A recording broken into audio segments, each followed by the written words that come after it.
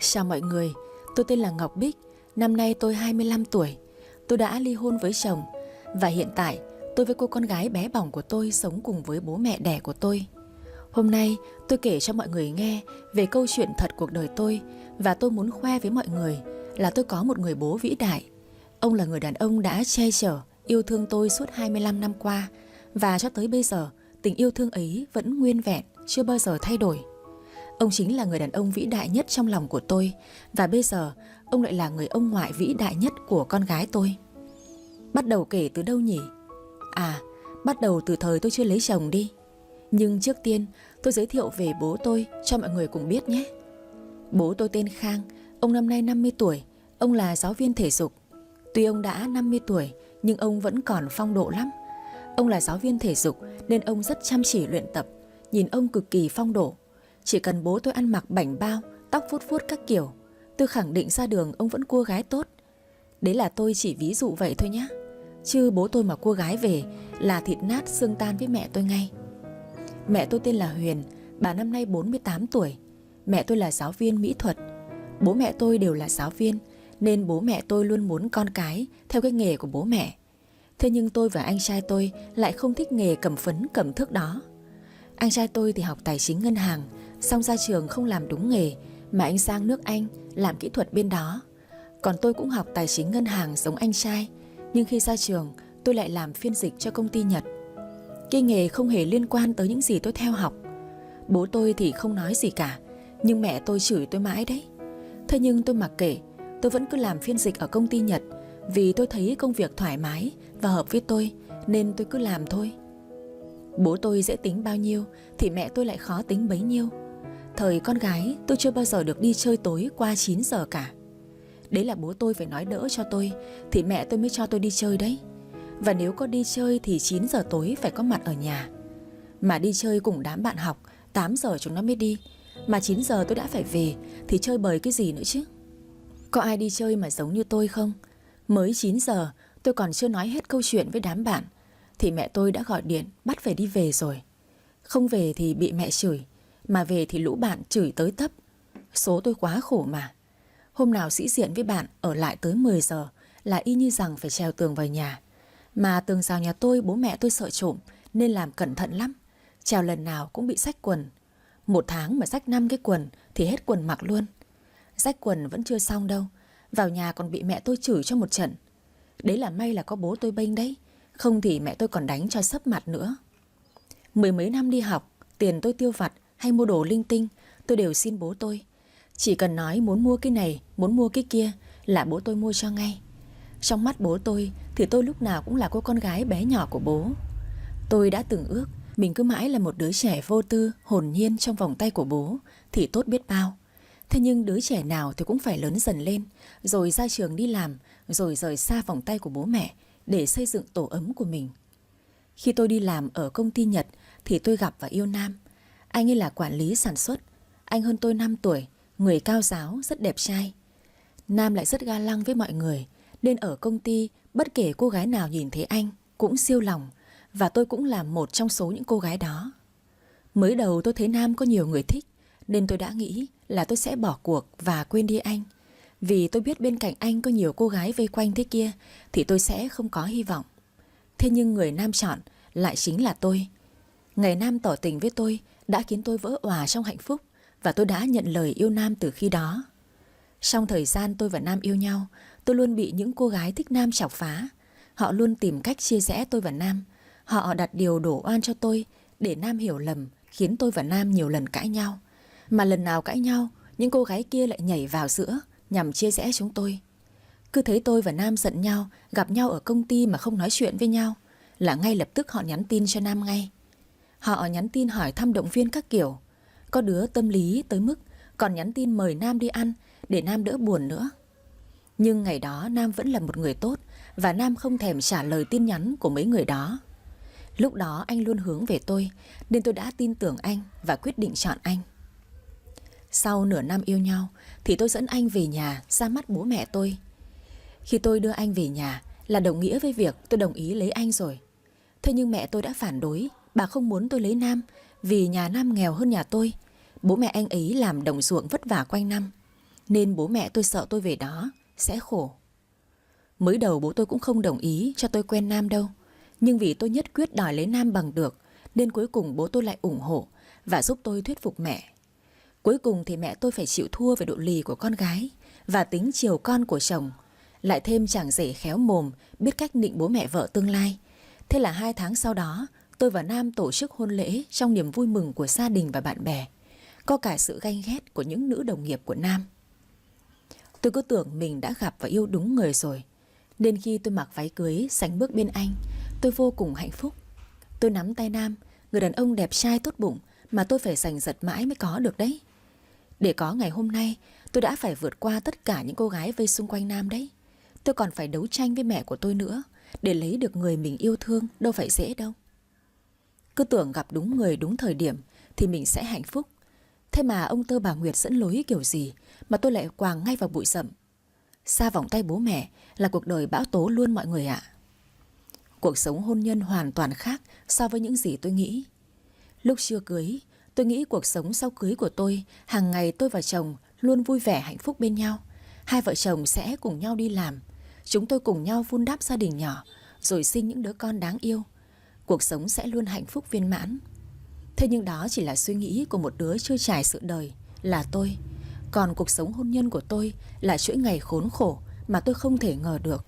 Tiệc cưới vừa tan, mọi người ra về hết. Tôi vào phòng thay đồ.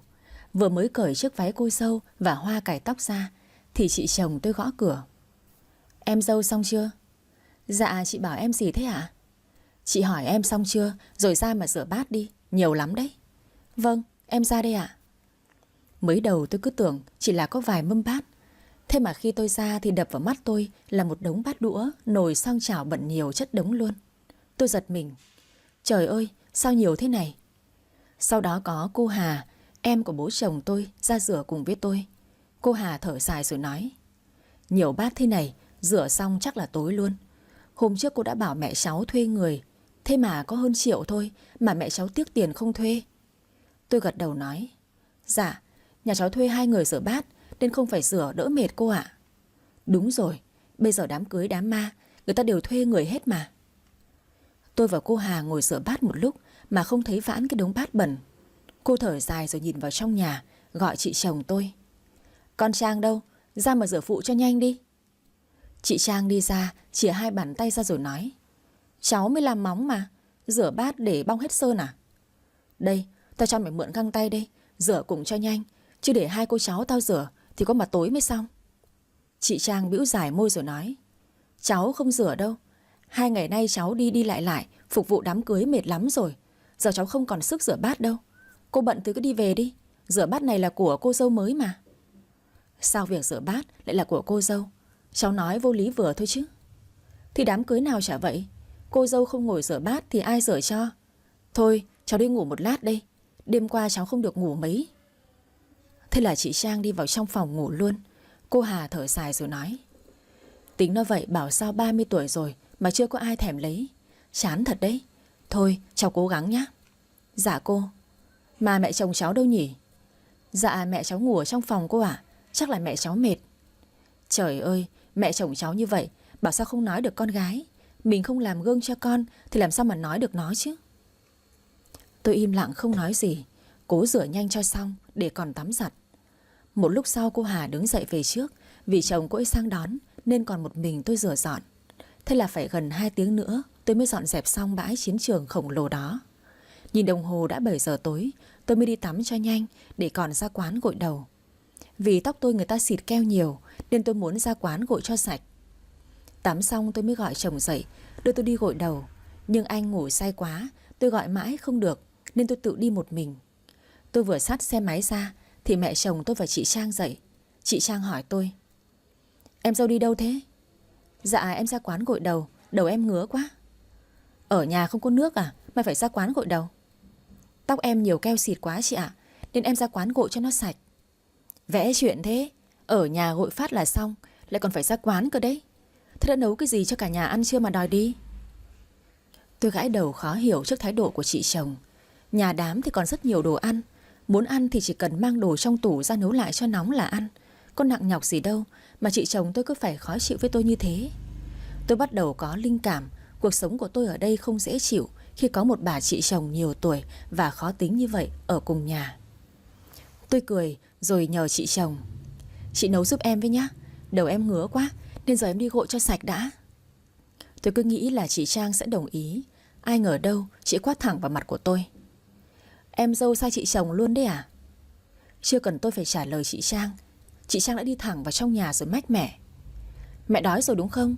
Nhưng con bảo em dâu nấu gì để ăn thì em dâu không thèm nấu đó. Mới vừa bước chân về đây đã thái độ như vậy, về lâu dài chắc là vui lắm mẹ nhỉ?" Mẹ chồng tôi gắt lên: "Chưa gì mà nó đã vậy rồi à? Trước mẹ bảo thằng Nam rồi, nhưng mà nó không nghe mẹ. Bạn nó lấy con Vân bên hàng xóm, nó không lấy, lại cứ thích lấy vợ giàu cơ. Cậy mình con nhà giàu nên kênh kiệu chứ gì. Nói trước cho mà nghe là lấy chồng là phải theo thói nhà chồng, không là 3721 ngày người ta tống cổ đấy." Trang vào hùa với mẹ: "Mẹ nói chuẩn luôn, con rất ngưỡng mộ mẹ đấy." "Tất nhiên rồi, mẹ đẻ ra mày cơ mà." Tôi đứng im ở trong sân, không biết phải nói thế nào nữa, thì bố chồng tôi ở trong phòng đi ra và nói: "Tóc nó vậy thì ra quán gội cho nó sạch. Làm sao mà hai mẹ con bà phải thế, vừa vừa phải thôi chứ." Rồi bố chồng ra bảo tôi: "Con đi gội đầu đi không muộn, đi đi con." "Nhưng con cứ đi đi, để bố nấu đồ ăn cho, đi đi con." "Dạ con cảm ơn bố." Tôi lên xe đi rồi mà vẫn còn nghe tiếng mẹ chồng tôi và chị Trang nói lầm bầm cái gì đó. Nhưng vì đầu tôi quá ngứa rồi nên tôi mặc kệ. Tầm này thì tôi phải đi gội đầu đã, rồi muốn làm gì thì làm sau. Chứ đầu ngứa dâm gian thế này ai mà chịu được chứ. Ấn tượng đầu tiên của tôi khi mới về nhà chồng là như vậy đó. Cách cư xử của mẹ chồng tôi và chị Trang khác hẳn với những lần tôi tới nhà chơi khi chưa cưới. Lúc đó tôi thấy mẹ chồng tôi rất hiền. Bà nói chuyện nhẹ nhàng lắm, nhìn vẻ chân quê thật thà. Tôi cứ nghĩ bà sẽ tốt với tôi. Ai ngờ đâu mới mở bát họ mà tôi đã bị mẹ chồng và chị chồng chửi như vậy rồi đấy. Vụ này có vẻ hơi căng rồi nhỉ. Nếu bốc nhầm bát họ này thì đời tôi sẽ ra sao đây? Tôi vẫn chưa nghĩ ra được. Gội đầu xong tôi về nhà thì cả nhà chồng tôi đang ngồi ăn cơm. Chồng tôi gọi: "Vợ ơi, vào ăn cơm thôi." Thấy trên bàn chưa có bát, bố chồng tôi liền nói: "Thằng Nam lấy cho cái Bích cái bát đi." Mẹ chồng tôi liền nói: "Con cứ ngồi đó ăn đi, vợ con nó có chân, nó tự đi lấy được." Chị Trang liền nói tôi: "Đi gội đầu mà lâu thế, người làm không bực bằng người trực nồi cơm." Bố chồng tôi bực quá, buông đũa xuống rồi nói chị Trang: "Con chỉ biết chỉ trích người khác thôi, sao con không xem lại bản thân của mình đi? Cơm nước bố vẫn phải lo cho con ngày 3 bữa, bát bố rửa luôn. Vậy con làm những việc gì mà con chỉ trích người khác như vậy?" Mẹ chồng tôi nói xen vào: "Thôi đi, công việc mới xong chưa đủ mệt hay sao mà hai bố con nhà ông suốt ngày nói nhau thế? Con Bích, mau lấy bát ra ngồi ăn cơm đi, đứng mà nhìn à?" Tôi vội đi lấy bát rồi ngồi xuống ăn cơm. Nhưng với không khí căng dây đàn thế này, tôi nuốt không nổi miếng cơm nữa. Chồng tôi bảo tôi: "Vợ ăn tự nhiên nhá, ngại là đói bụng đấy." Bố chồng tôi cũng cười tươi nói: "Con về đây rồi, làm dâu con của bố mẹ thì có chuyện gì cứ góp ý thẳng nhá." Chị Trang bạc mồm bạc miệng: "Nhưng không có ác ý gì đâu, con đừng có để bụng." "Dạ vâng ạ." Chị Trang thở dài rồi nói: "Bố lại còn sợ con bắt nạt em dâu sao? Con lớn rồi, còn bé bỏng nữa đâu mà không biết mấy chuyện đó." Chồng tôi ngồi ăn từ nãy giờ mới lên tiếng: "Bé bỏng lắm, chị mới 30 tuổi thôi chứ mấy. Lo mà lấy chồng đi, không 1-2 năm nữa già xấu, không có ai thèm lấy đâu." Thế là chị Trang nổi khùng lên luôn. Chị buông bát xuống và cứ hằn học nói: "Em học đâu cái thói đấy hả? Mới cưới vợ về cái là tính đuổi chị gái đi ngay. Em sợ chị ở đây, chị làm ảnh hưởng tới cuộc sống riêng tư của vợ chồng em có đúng không? Chị ở nhà bố mẹ chứ không phải là nhà riêng của em nhé. Nếu em muốn thoải mái thì ra ngoài mà sống, hay là em sang nhà vợ em mà ở rể đi, nhà vợ em giàu như thế mà." Nam cau mày lại nói: "Em nói có thế thôi mà chị cũng khùng lên được. Đầu óc chị có vấn đề hay sao? Chị không biết đùa." Bố chồng tôi tức quá, ông đập mạnh bàn xuống: "Hai đứa có thôi đi không hả? Sao tôi lại có hai đứa con thế này chứ? Con với chả cái, biết thế này tôi ở vậy tới già còn hơn." Rồi mẹ chồng tôi vùng vằng: "Ông vừa nói cái gì? Có phải là ông ân hận khi lấy tôi có đúng không? Ý của ông là vậy có đúng không?" Câu chuyện chỉ có mỗi vấn đề đó thôi mà gia đình chồng của tôi cãi nhau om sòm hết cả lên. Bốn người họ cứ nói qua nói lại, còn tôi thì bê bát cơm lên vừa ăn vừa chú ý quan sát xung quanh, để lỡ có bát bay, đũa bay hay nồi cơm bay thì tôi còn biết hướng mà tránh. Không là vỡ đầu oan như chơi ý, không đùa được đâu. Vừa mới bước chân về nhà chồng, tôi còn lạ lẫm chưa biết gì cả, như một trang giấy trắng. Thế vậy mà tôi lại phải chứng kiến cảnh bố mẹ chồng tôi cãi nhau, rồi chị chồng tôi thì chửi chồng tôi ầm ĩ cả lên. Bố chồng tôi ngại tôi nên ông không muốn cãi nhau với mẹ chồng tôi nữa.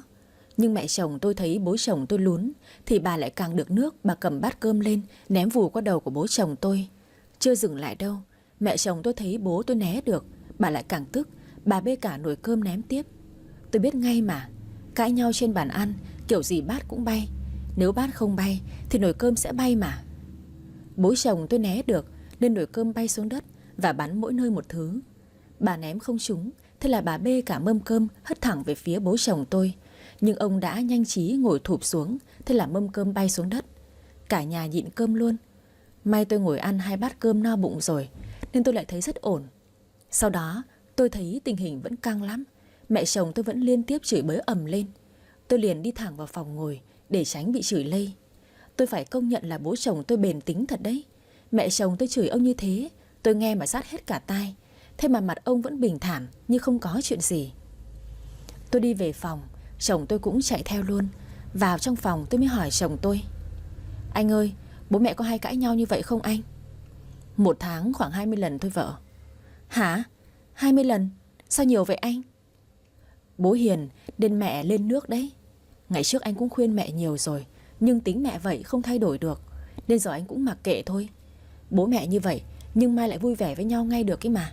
Em không phải lo đâu. Dạ, tính mẹ kỳ vậy. Bố đã nhịn rồi mà mẹ cứ làm tới. Nhỡ bố cục tính lên bố đánh thì sao? Anh cũng không biết nữa. Thôi vợ chồng mình đi ngủ đi. Sáng mai dậy vợ sẽ thấy bố mẹ vui vẻ với nhau ấy mà. Đi ngủ sớm vậy anh? Không ngủ thì làm gì chứ?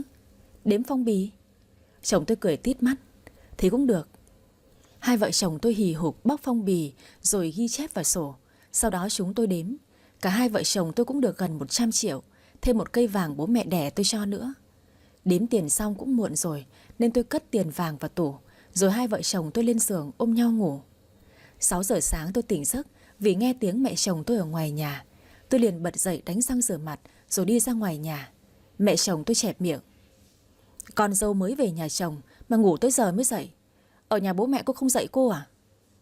Dạ tại con hơi mệt nên con ngủ quên. Mà con sẽ dậy sớm mẹ ạ. Ừ, tôi dặn đây. Ở nhà cô tôi không biết, nhưng đã về nhà tôi rồi là phải dậy từ 5 giờ sáng. Quét nhà, quét sân, quét cổng, cho gà ăn, cho lợn ăn, rồi nấu canh mì cho cả nhà ăn sáng xong. Rồi muốn làm gì thì làm, muốn đi đâu thì đi. Rõ chưa? Tôi gãi đầu nói: Cho gà ăn, cho lợn ăn hả mẹ? Ừ, nay cô đi công ty chưa? Dạ con nghỉ hết tuần này. Đầu tuần sau vợ chồng con mới đi làm. Thế thì tốt rồi. Lát ra đồng cắt dọc khoai với tôi, xong về thái nhỏ hầm cám cho lợn nữa. Ôi trời ơi, tôi chưa bao giờ làm những công việc đó luôn. Không biết là tôi có làm nổi không nữa. Tôi thấy mẹ chồng tôi đang nấu canh mì trong bếp. Tôi mới lại gần mà hỏi: Mẹ nấu gì thế ạ? Canh mì, lấy mâm bát ra đi, chín rồi đấy. Vâng mẹ. Tôi lại lấy mâm bát ra, rồi mẹ tôi bê nồi canh ra và nói: Múc đầy 5 bát nhé. Vâng, mẹ cứ để con. Mà mẹ cho gà lợn ăn chưa ạ? Tôi cho rồi, mai dậy sớm rồi làm đỡ tôi đi nhá. Dạo này cái lưng tôi đau quá. Vâng, mai con sẽ cho gà lợn ăn giúp mẹ. Biết điều thế là tốt. Mẹ ơi con bảo, mẹ đừng xưng tôi với con như thế. Con nghe xa lạ lắm. Giờ con là con của bố mẹ rồi. Mẹ có thể coi con như con ruột của mẹ được không ạ? Mẹ chồng tôi lườm tôi: Cũng dẻo miệng đấy. Thôi được rồi, giờ con múc canh đi, để mẹ lên gọi thằng Nam với con Trang dậy. Dạ mẹ, con yêu mẹ. Lắm chuyện. Mẹ chồng tôi mắng tôi như thế, nhưng mà tôi thấy bà cười tươi lắm. Như vậy cũng tốt. Tôi muốn mọi người trong gia đình mình luôn vui vẻ, hòa đồng với nhau. Chứ cứ cãi nhau, bát bay rồi nồi cơm bay như ngày hôm qua thì tôi cũng sợ bạt vía. Ăn sáng xong, chồng tôi phụ bố chồng tôi ra dọn vườn, chặt cây. Còn chị Trang thì muốn trốn việc, nên chị ăn xong là chị đi ngay sang nhà bạn chị chơi. Mẹ chồng tôi chẹp miệng: Nuôi lớn bằng từng đó rồi mà chưa bao giờ nó làm đỡ bố mẹ được cái việc gì cả. Bố chồng tôi thở dài nói mẹ chồng tôi: Là do bà chứ ai. Chiều nó như thế, nó chả hư ra. Vừa hư vừa lười, tôi cảm thấy lo cho chồng tương lai của nó quá. Lấy nó về chắc là phải hầu nó cả đời luôn. Ông thì kém cái gì, hai bố con ở nhà nhưng chả bao giờ ông bắt nó nấu cơm. Có nhà ai như nhà ông không? Con gái nằm chơi game, bố thì nấu cơm dưới bếp. Chó chê mèo lắm lông hả? Con hư tại mẹ, không sai tí nào. Thôi chết rồi, bố mẹ chồng tôi lại bắt đầu cãi nhau rồi. Tôi liền ra kéo tay mẹ. Mẹ ơi, mẹ con mình ra đồng cắt rau về cho lợn đi mẹ. Nhanh lên, không lát nữa nắng là mệt lắm đó mẹ. Thế là mẹ tôi mới không nói qua nói lại với bố chồng tôi nữa. Bà cầm con dao nhỏ đưa cho tôi. Này, con cầm lấy con dao đi, để mà dắt cái xe đạp ra đã. Đi xe đạp à mẹ? Thế đi xe máy có được không mẹ? Con không biết đi xe đạp. Đường đồng khó đi đấy, đi xe máy nữa ngã thì sao? Mẹ yên tâm đi, vậy con đi xe máy nhá. Ừ, thì cũng được, mẹ đi xe đạp, con đi xe máy. Hôm nay cắt nhiều nhiều vào, để mai đỡ phải đi cắt con ạ. Thế là mẹ chồng tôi đạp xe dẫn đường, còn tôi thì đi xe máy theo sau. Đi trên đường đồng, gặp ai người ta cũng hỏi: con dâu bà Hồng đấy à? Con bé đẹp gái thế. Mẹ chồng tôi sướng phỏng mũi lên. Phải đẹp thì mới xứng với thằng Nam nhà tôi chứ bà. Thế hai mẹ con bà đi đâu đấy? Mẹ con tôi xuống đồng cắt sập khoai về nấu cám cho lợn. Trời ơi, nó vừa mới về đã bắt nó ra đồng rồi sao? Đi cái xe ga to thế kia, ngã xuống đồng thì hỏng hết xe của nó à? Kệ chứ, giờ làm con của tôi rồi thì phải xuống đồng với tôi chứ. Nhất bà rồi, cô con dâu vừa đẹp gái, lại vừa nhiều tiền, sau này bà tha hồ mà hưởng phúc. Thấy ai gặp cũng khen con dâu, nên mẹ chồng tôi vui lắm. Bà cứ cười tít mắt. Mà người ta nói đúng mà, nhiều tiền thì tôi không nói, nhưng tôi là một người sống tình cảm, hết lòng với gia đình. Nếu bố mẹ chồng tôi tốt với tôi một, thì chắc chắn tôi sẽ tốt lại với họ 10. Bởi tôi biết rõ tính tôi là vậy mà. Các bà cứ rôm rả chuyện, tôi thấy rất vui, vì mọi người ở đây ai cũng dễ gần như vậy cả. Hai mẹ con tôi đã xuống đồng, bà chỉ tôi. Đấy, giờ con cắt những bụi khoai này nhá, sau đó lấy dây bó lại. Giờ mẹ sang lối bên kia. Dạ, cắt cụt hết luôn hả mẹ? Ừ, khoai này tự mọc đầy ven ruộng này. Con cắt đi, cắt xong ra ven bờ mương kia cắt tiếp nhá. Vâng, con biết rồi ạ. Nhìn những bụi khoai mọc tùm lum cả ven bờ mương, cả trên ruộng, tôi lẩm bẩm. Nhiều thật đấy, sao khoai này mọc tràn lan từ trong ruộng ra ngoài mương thế nhỉ? Tôi cắt được 2 bụi rồi, nhưng cắt ở ngoài bờ mương tôi sợ ngã, nên tôi nghĩ trong ruộng nhiều thế kia lại khô ráo, không ướt chân, mình ra đó cắt còn hơn. Ở ngoài bờ mương này cắt nhỡ ngã xuống mương thì chết. Thế là tôi đi vào ruộng khoai và cắt cụt lần lượt từng bụi khoai một. Cắt trong ruộng vừa nhanh vừa dễ, nên chỉ mất 30 phút tôi đã cắt và buộc được 2 bó khoai to. Tôi chẹp miệng. Đã xong, chuyện nhỏ như con thỏ ấy mà. Tôi bê 2 bó khoai để đằng trước xe, vì tôi đi xe SH nên đằng trước để thoải mái. Sau đó tôi nhìn xem mẹ chồng tôi đang ở đâu, thì tôi thấy bà đang lúi húi cắt những cây khoai bé tí mọc ở ngoài bờ mương. Mẹ ơi, mẹ cắt xong chưa? Chưa, chờ mẹ một tí. Con cắt được nhiều chưa? Con cắt được 2 bó to rồi ạ. Trong lúc chờ mẹ chồng tôi còn gọi điện cho bố mẹ đẻ tôi, và tôi khoe với ông bà là tôi đi ra đồng với mẹ chồng tôi nữa. Tôi ngồi buôn chuyện với bố mẹ tôi một lúc, thì mẹ chồng tôi cắt xong, bà bê khệ nể ra chẳng lên xe đạp. Con cắt nhanh thế, nhanh nhẹn phết nhỉ. Mẹ cứ coi thường con không biết làm, nên mẹ cứ dạy con đi, rồi con làm đỡ cho mẹ. Mẹ chồng tôi gật gù. Mẹ biết rồi, giờ mẹ con mình về đi. Sau đó mẹ chồng tôi nhìn sang ruộng khoai. Bà giật mình rồi bà nhìn tôi hỏi: Sao khoai trong ruộng nhà mình lại cụt hết thế này? Cả khoai bên ruộng nhà bác Vinh nữa, sao mà cụt hết thế này? Dạ con vừa cắt đó mẹ, cứ bụi to là con cắt thôi. Mẹ thấy con nhanh nhẹn chưa? Mẹ chồng tôi tái mặt, bà lắp bắp: Ruộng khoai người ta trồng. Mẹ chồng tôi đang nói thì tiếng bác Vinh ở bên kia vọng sang: Hai mẹ con bà Hồng đi cắt rau khoai đấy à? Mẹ chồng tôi vội nói: Bích ơi, chuồn thôi. Tôi ngạc nhiên hỏi mẹ chồng: Sao thế mẹ ơi? Con cắt hết khoai nhà bác Vinh rồi, không chuồn nhanh bác ấy sang bác ấy chửi chết bây giờ. Thế là hai mẹ con tôi vội vàng lên xe và chuồn thật nhanh. Mẹ tôi chở tôi bằng xe đạp nên vất vả. Tôi đi phía sau, nhìn mẹ chồng cong mông lên đạp con xe mà tôi không nhịn được cười. Tôi cứ cười khúc khích phía sau, còn mẹ chồng tôi thì đạp xe đằng trước. Bà vừa đi vừa lẩm bẩm chửi: Con với chả cái, bảo một đằng nó làm một nẻo.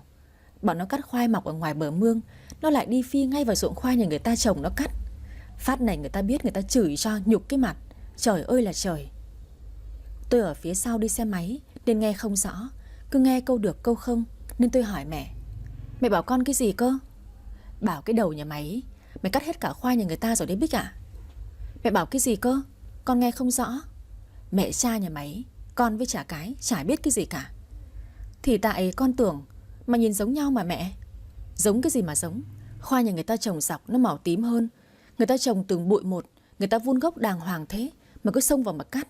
Giờ thì đẹp cái mặt rồi, người ta chửi sấp mặt cho đấy. Xong đang đi, tự dưng mẹ chồng tôi dừng lại để bà xuống ruộng nhà người ta xin nắm rau muống. Thế là tôi từ từ lao thẳng vào xe đạp của bà, khiến cả xe khoai của bà rơi xuống mương. May sao tôi và cái xe máy vẫn ở trên bờ. Mẹ chồng tôi đang hái rau muống, bà ngẩng lên thấy vậy, bà lại tiếp tục chửi tôi một trận nữa. Rồi hai mẹ con phải lội xuống mương để lôi cái xe đạp và hai bó rau khoai lên bờ, mệt hết cả hơi. Mẹ chồng tôi kỳ thật, lúc đi thì cười nói, khen tôi thế nọ thế kia. Còn lúc về thì bà chửi tôi từ dưới đồng chửi về tới nhà luôn.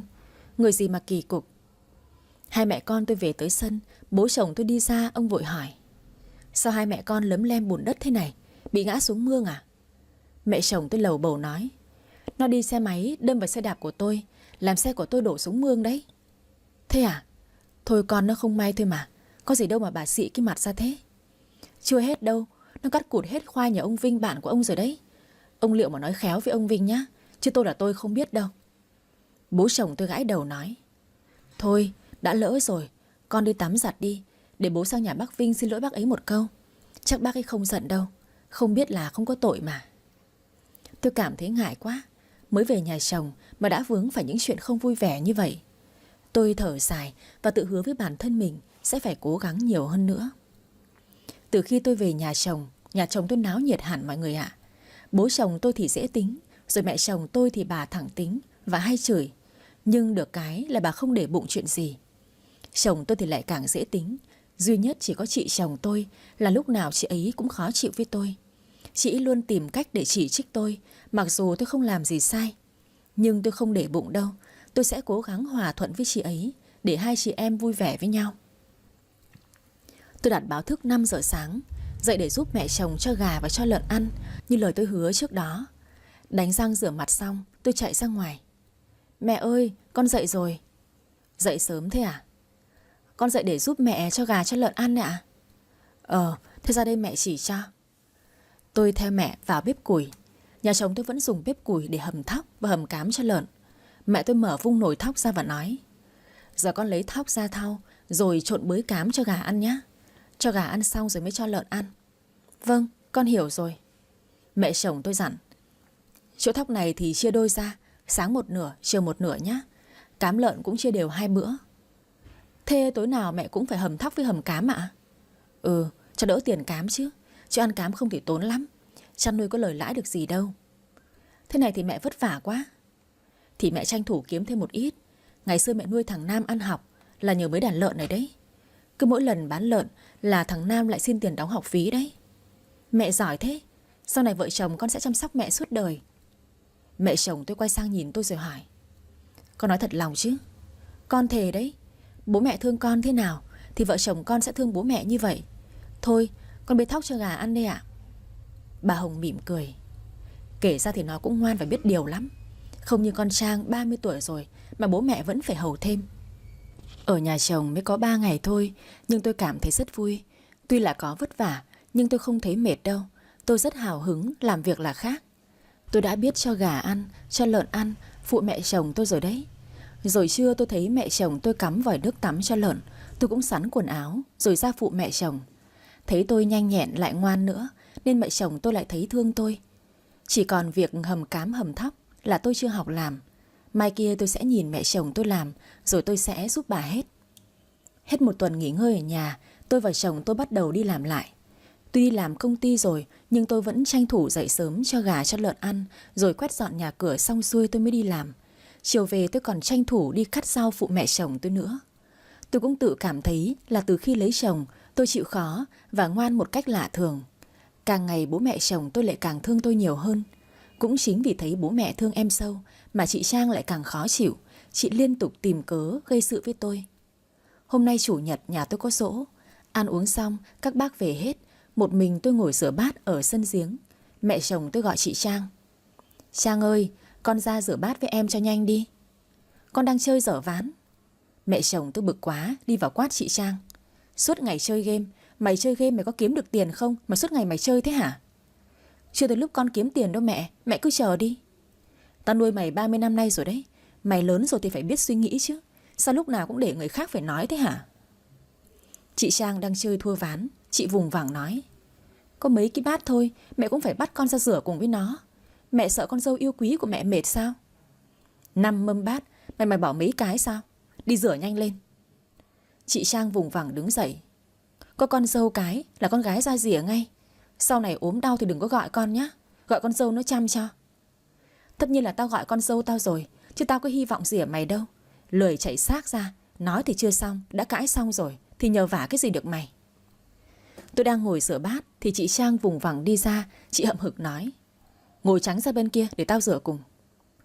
Tôi biết chị Trang vừa cãi nhau với mẹ, nên tôi ngồi sang bên cạnh và không nói gì cả. Chị Trang ngồi rửa sầu, còn tôi thì ngồi tráng nước. Chị ấy vừa rửa vừa lẩm bẩm chửi. Bênh, bênh, bênh. Bây giờ hở ra là bênh con dâu. Để xem sau này đứa nào nó hầu hạ. Tôi ngồi rửa và coi như không nghe thấy gì. Tôi không muốn cãi nhau với chị ấy nữa. Thế nhưng chị Trang thấy tôi không nói gì, chị ấy lại càng làm tới.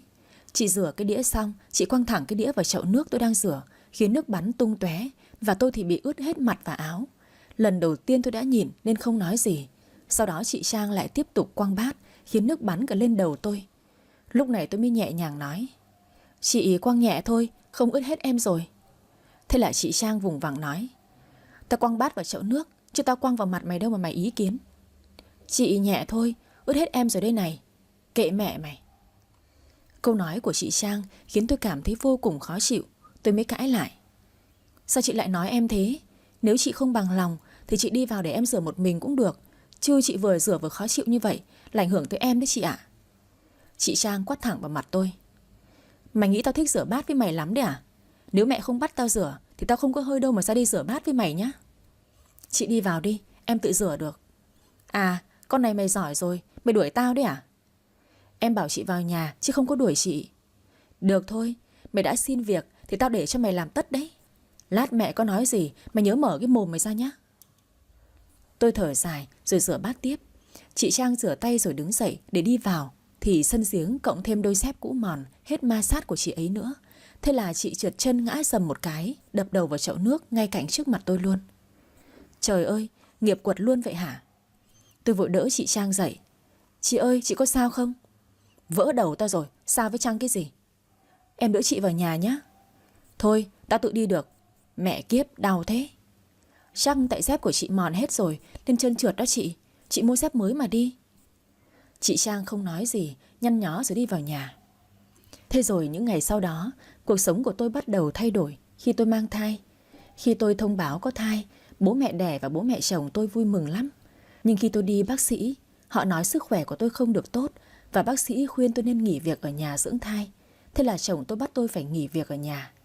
Tôi không muốn nghỉ việc thì anh tìm đủ mọi lý do để tôi nghỉ ở nhà dưỡng thai. Anh nói một mình anh đi làm là đủ nuôi vợ con rồi, nên trong 2 năm tới tôi không cần phải đi làm. Anh còn tính trước là khi nào con tôi được 2 tuổi rồi cai sữa xong, tôi hãy đi làm. Anh còn nói tôi hãy vì con, vì cái, chứ đi làm sớm quá con còn nhỏ dại, khổ thân con. Anh nói thì hay lắm, nhưng anh lại không làm được những lời anh hứa. Và đó là một câu chuyện buồn. Lúc mới nghỉ công ty, tôi cũng không suy nghĩ đắn đo gì cả. Lúc đó tôi từng nghĩ tôi nghỉ ở nhà đã có chồng tôi nuôi tôi, có bố mẹ đẻ hỗ trợ, cộng thêm gần 100 triệu tiền mặt với một cây vàng trong tủ, thì cuộc sống của tôi sẽ ổn hơn và không có gì đáng ngại. Nên tôi suy nghĩ đơn giản lắm. Thế nhưng cuộc đời lại không như những gì tôi nghĩ. Tôi nghén lắm, cứ ăn cái gì là nôn ra cái đó, mà người tôi lúc nào cũng cảm thấy mệt mỏi, khó chịu. Nên tôi xin phép bố mẹ chồng tôi cho tôi về bên nhà đẻ chơi nửa tháng. Mẹ chồng tôi đồng ý vì con đầu cháu sớm nên ông bà mong lắm. Bố tôi sang đón tôi về nhà. Về nhà với bố mẹ, tôi cảm thấy thoải mái vì không phải cãi nhau với chị chồng. Ở nhà mình vẫn là thoải mái nhất mà. Tôi không còn phải mó tay vào việc gì cả. Một tay bố tôi làm hết. Bà Hồng vừa lau nhà vừa gọi Trang. Trang ơi, Trang. Mẹ gọi con cái gì đấy? Lau nốt hộ mẹ với, tự dưng mẹ đau lưng quá. Trang thở dài nhăn nhó. Già rồi mà còn cố cơ. Bảo con Bích ở nhà nó làm cho thì không bảo. Để nó tưỡn về nhà bố mẹ đẻ nó làm cái gì? Cái Bích nó mang thai đấy con ạ. Con không thương nó thì thôi, lại còn tị với nó. Trang bĩu dài cái môi. Mẹ làm như là chỉ có mỗi mình nói biết chữa đẻ không bằng ấy. Người ta chữa ầm ầm cái kìa, có sao đâu. Đây mới chữa mà đã lên nước rồi. Dù sao nó cũng hơn con.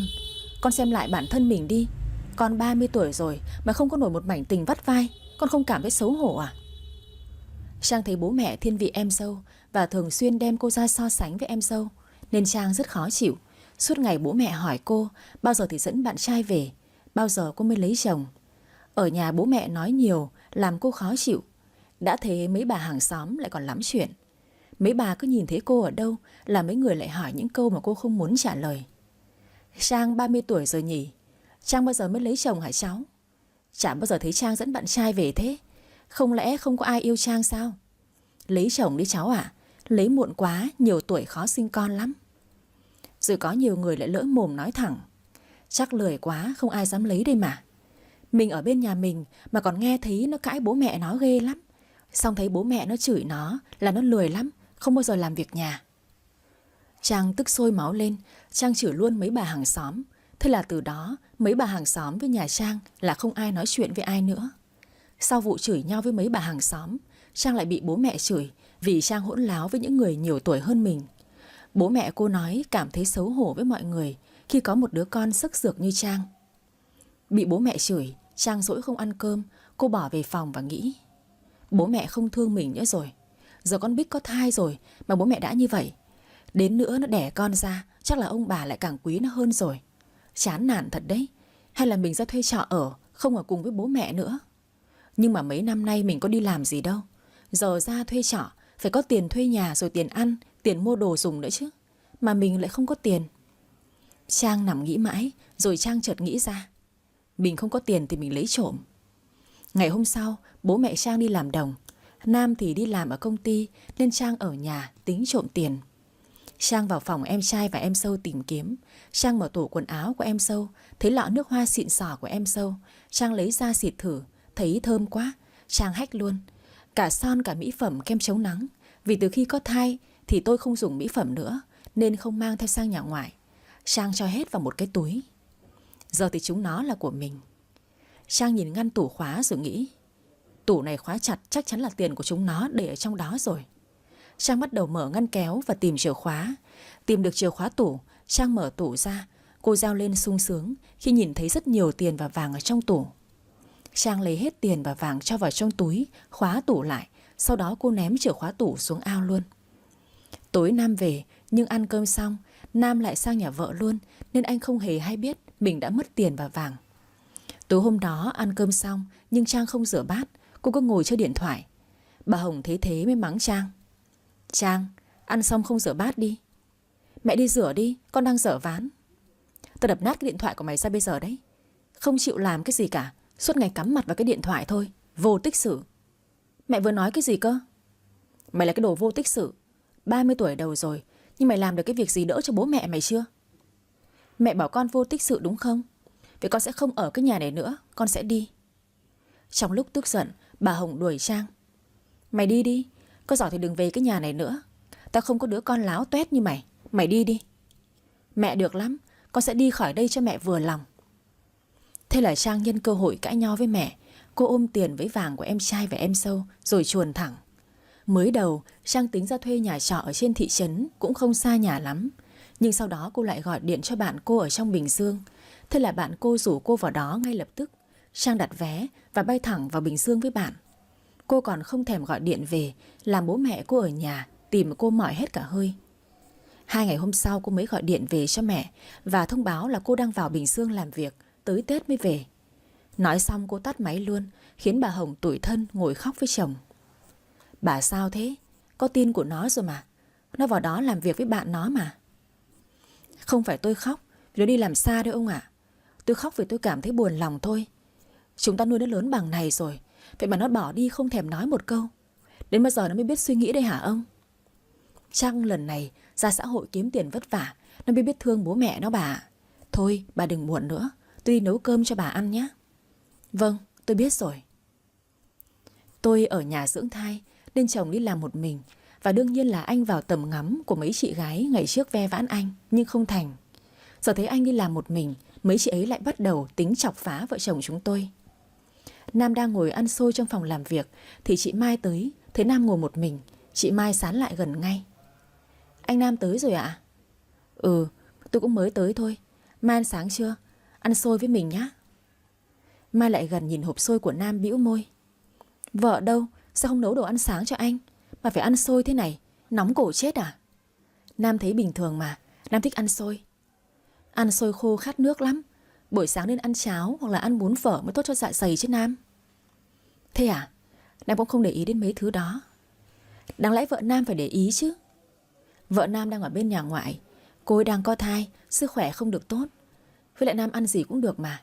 Bữa sáng Nam không có quan trọng đâu. Thế vợ Nam mang thai à? Ừ, cô ấy ngén nên mệt lắm. Thế à? Chúc mừng Nam nhé. Nam sắp lên chức bố rồi đấy. Cảm ơn Mai nhé. Mai đi về chỗ ngồi. Cô liếc mắt nhìn Nam rồi nghĩ. Vợ không có nhà, Nam bị bỏ đói sao? Rồi Mai ngồi nhớ lại chuyện cũ. Ngày đó Nam từ chối tình cảm của mình, chạy theo con Bích. Rõ ràng là mình và Nam biết nhau trước. Thế nhưng Nam lại không thích mình. Cậu lại thích một đứa mới vào là con Bích đáng ghét đó. Hôm mình tỏ tình với Nam, mình đã chuẩn bị rất nhiều thứ và tốn khá nhiều công sức. Thế nhưng Nam lại phũ phàng từ chối mình. Giờ con Bích nghỉ việc rồi, lại đang thai nghén. Nó đang mệt không để ý tới chồng nó đâu. Mình có nên xen vào giữa nó và Nam không nhỉ?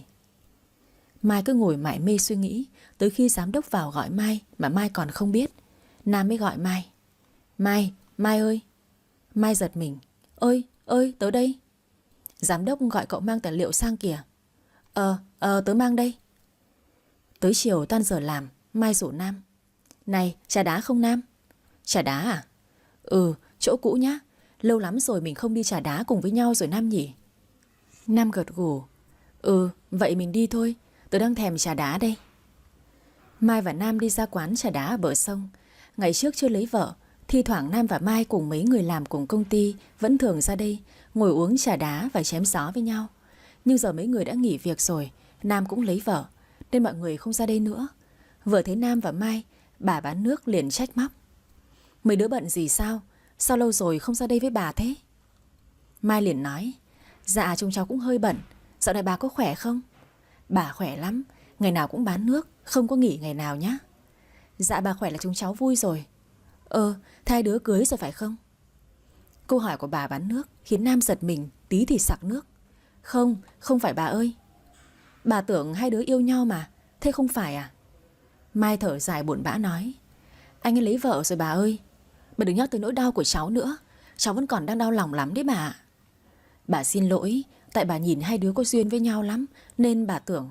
Nếu không phải thì cho bà xin lỗi nhá. Mai xị cái mặt xuống, cô cố căng mắt ra để nặn ra hai giọt nước mắt.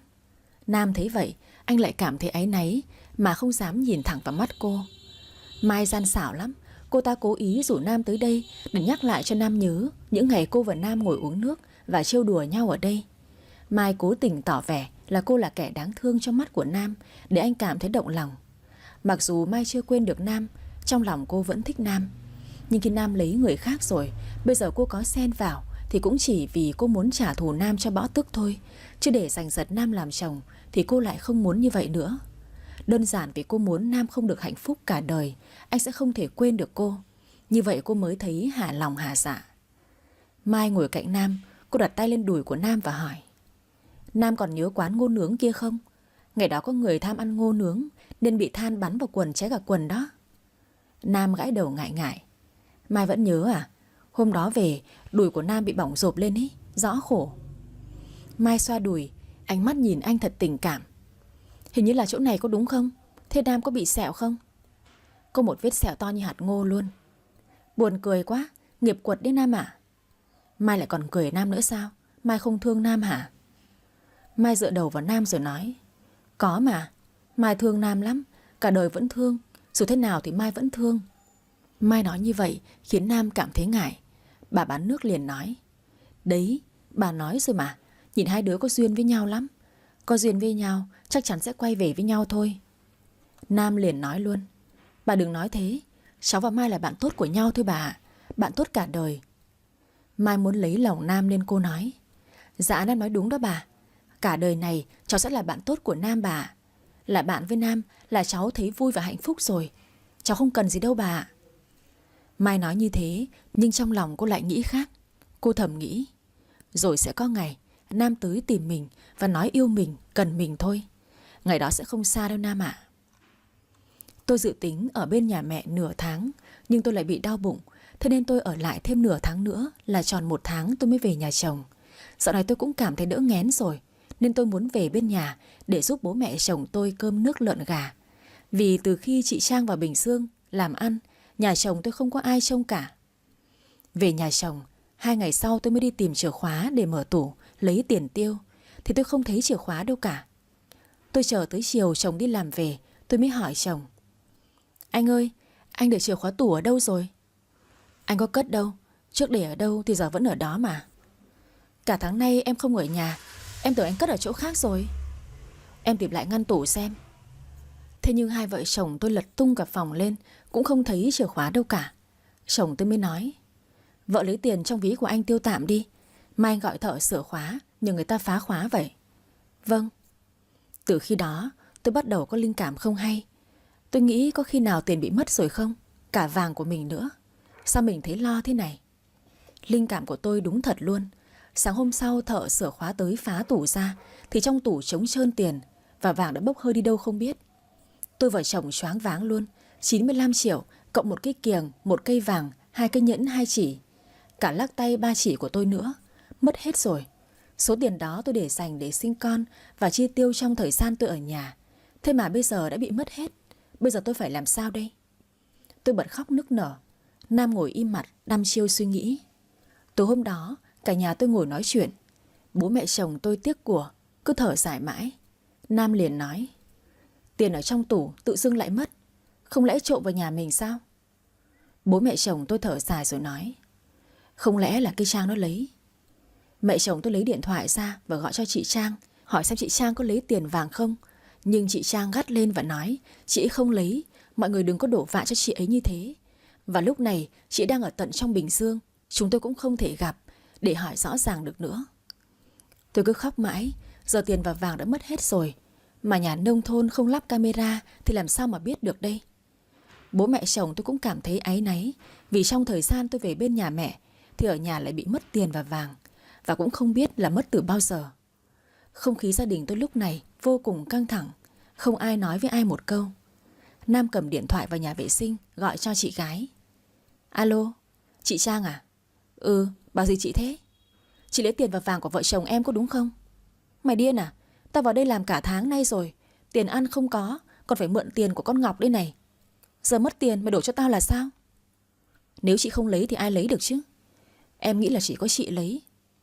Tao nói rồi, tao không lấy. Mày cứ đổ vạ cho tao đi. Ông trời có mắt cả đấy. Nhưng ngoài chị ra, em không nghĩ ra có ai cả. Mày ngu thế. Sao mày không nghĩ là vợ mày nó mang về bên nhà ngoại? Nó muốn lấy tiền làm tiền riêng của nó, hay là cho bố mẹ nó? Mày không tìm hiểu cứ sồn sồn lên rồi đổ vạ cho tao như vậy sao? Không thể có chuyện đó được. Bích không phải là người như thế. Thế thì tao chịu rồi. Mày tin vợ mày như thế, tao biết nói cái gì nữa. Nam tắt máy rồi đi ra ngoài. Thấy vợ đang nói chuyện điện thoại với ai đó. Nam đứng lắng tai nghe, nhưng vợ anh nói nhỏ quá, anh không nghe rõ. Nam thở dài. Bích không phải là người như thế. Cô ấy không lừa dối mình đâu. Tôi kể với mẹ chuyện mất tiền. Bố mẹ tôi liền nghi ngờ Nam. Hay là trong thời gian con ở bên này nó chơi cờ bạc hả con? Con nghĩ là không đâu ạ. Anh Nam không có chơi cờ bạc đâu mẹ. Con chỉ nghi ngờ chị Trang thôi. Nhưng mà bây giờ chị ấy không có ở nhà, con không biết phải làm sao. Mẹ tôi liền chửi tôi một trận. Mẹ đã bảo với con rồi, mang vàng sang đây mẹ cầm cho thì không mang. Giờ thì vàng mất, tiền cũng mất hết rồi. Mẹ nói con không có chịu nghe mẹ gì cả. Bố tôi liền nói đỡ tôi. Thôi bà ơi, con nó đang buồn lắm đấy, bà đừng mắng nó nữa. Coi như là của đi thay người vậy. Ông thì lúc nào cũng bênh bênh, bảo sao nó không bao giờ chịu nghe lời tôi hết. Giờ thì mất hết rồi đấy. Từ lúc tôi về, bố mẹ tôi mới dắt xe ra cổng cho tôi. Ông nói nhỏ. Con đừng buồn nhé. Tiền mất rồi, sao bố sẽ làm cho con đủ số tiền đã mất? Con buồn lắm bố ạ. Tiền đó con để dành để sinh con cún đó bố. Rồi bố tôi dúi vào tay tôi một nắm tiền. Con cầm tạm 7 triệu này đi, rồi bố sẽ để dành tiền bố đưa cho con nhé. Bố có tiền đâu mà bố cho con chứ. Mỗi tháng lấy lương bố cất đi một ít, bố để dành cho con đấy. Bố ăn bớt tiền như thế, mẹ mà biết là bố chết với mẹ đấy. Không sao đâu con cứ tin tưởng ở bố nhé. Giờ về nhà con đừng suy nghĩ gì nữa. Con đang mang thai, suy nghĩ không tốt cho em bé đâu. Cần gì cứ nói với bố sẽ giúp con. Tôi cảm thấy thương bố nhiều quá. Tôi lớn bằng từng này tuổi rồi, chưa làm được một việc gì cho bố tôi cả. Thế mà giờ tôi đã đi lấy chồng mà tôi vẫn khiến bố tôi phải lo lắng và vất vả vì tôi. Con cảm ơn bố nhiều. Bố tôi là vậy đó.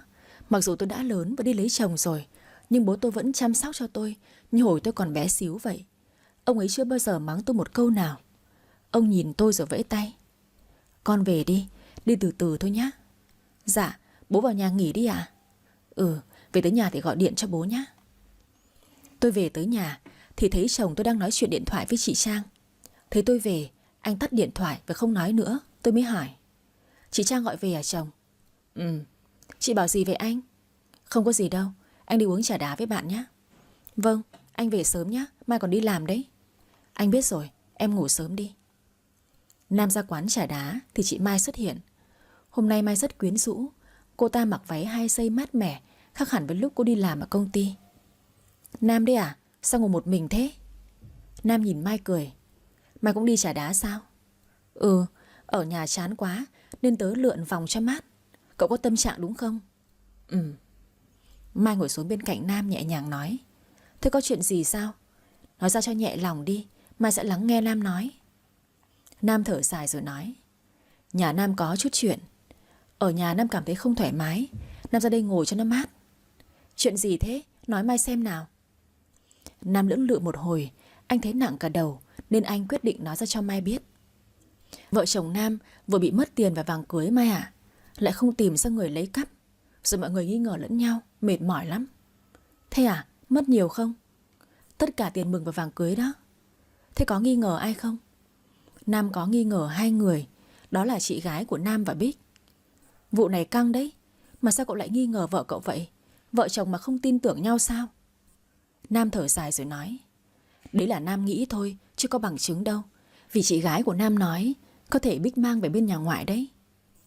Mà nhân cơ hội đó dìm Bích xuống. Mà chị gái của cậu nói cũng có lý đó. Cũng có thể Bích mang về bên nhà ngoại cho bố mẹ Bích mà. Mà cũng nghĩ vậy sao? Vì có nhiều trường hợp như vậy rồi, không nghi ngờ cũng không được ý. Nam ngồi im không nói gì. Mai thì liên tiếp nói xấu Bích và cố tình dìm Bích xuống nhằm phá vỡ hạnh phúc của Bích. Mặc dù Mai là người ngoài không biết gì cả, tất cả chỉ là suy đoán mà thôi. Thấy Nam buồn, Mai liền động viên an ủi Nam nhiệt tình lắm. Thôi Nam đừng buồn nữa, rồi từ từ mình kiếm lại đủ số tiền đó. Cuộc đời còn rất dài mà, tha hồ mà phấn đấu Nam ạ. Nam biết mà. Chỉ là nếu người lấy là Bích thì Nam cảm thấy thất vọng mà thôi.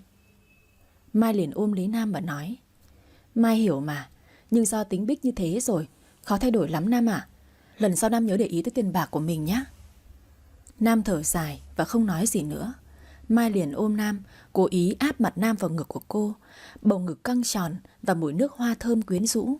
Nam thấy thích, anh hít hít. Thơm quá. Mai liền xoa đầu Nam và nói. Nếu Nam mệt mỏi, cứ tìm đến Mai. Mai sẽ ở bên cạnh Nam và lắng nghe Nam chia sẻ. Còn về chuyện tiền bạc, Nam cần thì Mai sẽ giúp. Mai sống một mình, nhiều thì không nói, nhưng tới 100-200 triệu thì Mai có thể giúp Nam được mà. Nam gật đầu.